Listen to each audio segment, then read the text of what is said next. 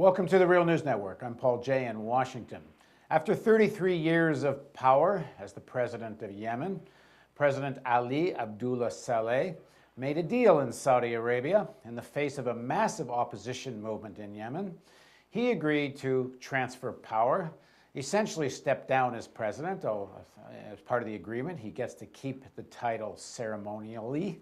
And he is, most importantly, going to be immune from prosecution under this agreement, something that doesn't sit very well with the tens of thousands of protesters who have been in the square for months and months, and many of whom have been killed by Saleh's troops. Now joining us to talk about the current situation in Yemen and U.S. policy towards Yemen is Walid Al-Saqaf. He's a journalist and founder of Yemen Portal. He's also runs an investigative journalism piece of software that fights censorship around the world. And he is from Yemen, but he's now in Sweden, and he joins us from there. Thanks for joining us, Walid. You're welcome. Thanks. So what's the latest? And then give us some of the underlying subtext here.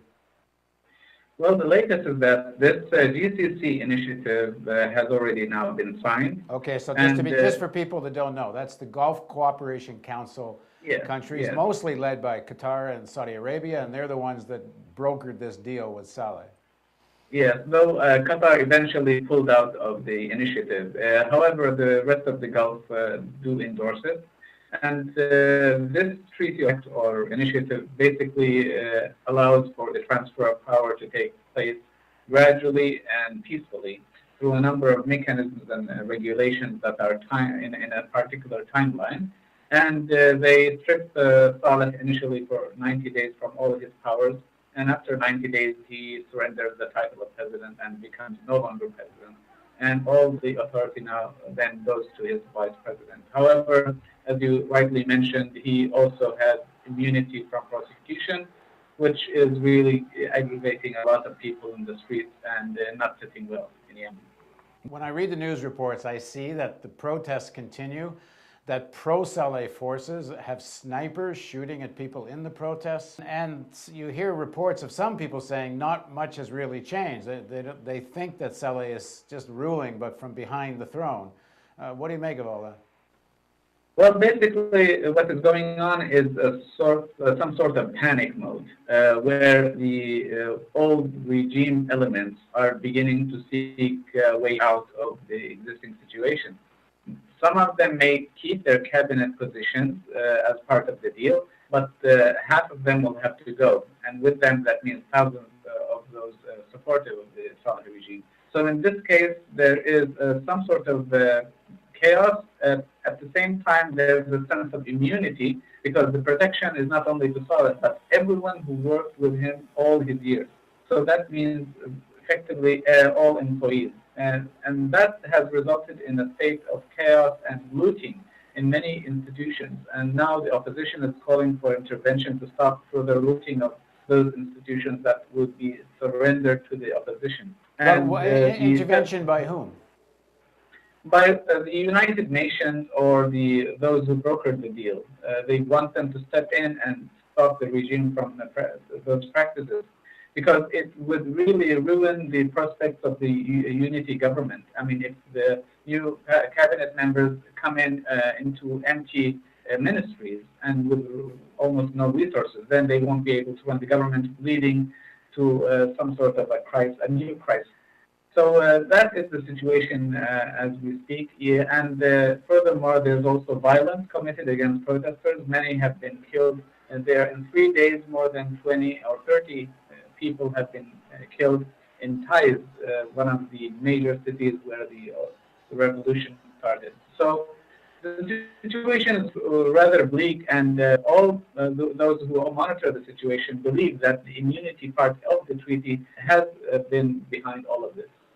Now, if I understand it correctly, sections of the army had, up to this point, broken away from Saleh and joined the opposition movement, and loyalist sections of the army were fighting with them.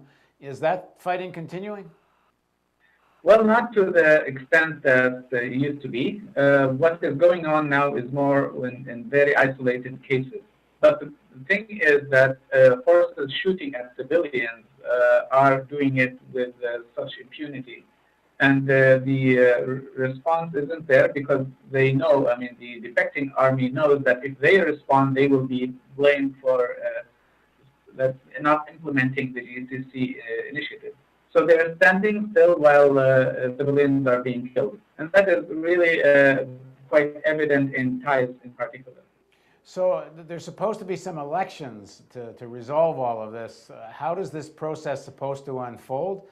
And with this immunity, I guess it means the old regime can run in the elections, and they have previously not been considered very fair elections. What's the prospect for all of this? Well, I mean, theoretically, the idea was to have 90 days for preparations for elections. And these 90 days would actually lead to electing the same vice president as president. So Abdurrabbu Mansour, who is now the acting president, will be officially the president in 90 days. And at the time when Saleh would abandon his title. And at the same time, however, during those 90 days, the protests are expected to gain more momentum because none of those in the squares are happy by the deal because it gives immunity, as we said, to Saleh and his cronies, and that means that the justice won't be served. So tension will remain, and the situation will be tense, and it's really there isn't much hope in arriving to some sort of consensus agreement on letting Saleh go. So the situation is rather sketchy right now, and it's not. Walid, who's the deal between who and who? Did the opposition have any seats at the table where this deal was made?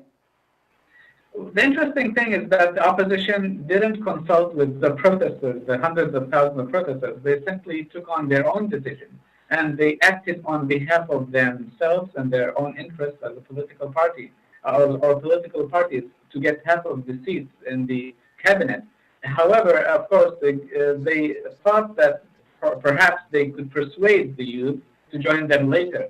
But this has proven a rather misjudgment in my view because they didn't anticipate that many new casualties that have fallen over the years since they signed, because there was a gap between the day the opposition signed the deal and the day that Saleh signed the deal. And these months resulted in hundreds of deaths. So during this time, frustration grew in the streets. So now opposition figures are really in a big crisis themselves in public opinion.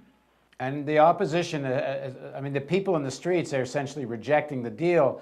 Have the army units that joined the opposition, do you know, have they joined with the people in the streets to reject the deal? Like, do they have some army units on their side? Apparently, they are closer to the opposition than they are to the youth.